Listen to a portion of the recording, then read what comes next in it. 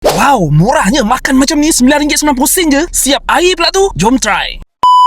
Aku dah jumpa satu pot makan murah dan sedap kat Seksyen 13 Shah Alam ni. Ini dia Mio's Kitchen. First impression aku tengok menu dia, wow, murahnya. Ada untung ke ni? Lantaklah, kita try dulu.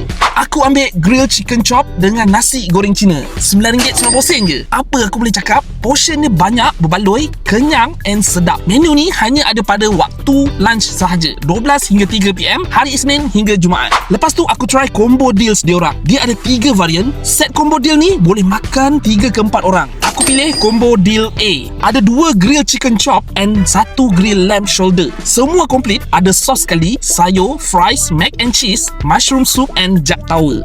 Memang berbaloi weh and murmur. Yang nak try makan lobster pula, korang boleh ambil set combo deal C ni. Mana nak dapat set lobster macam ni harga RM188 je. Dalam ni ada cheesy Boston lobster, smoked BBQ beef ribs, yang lain sama je, komplit.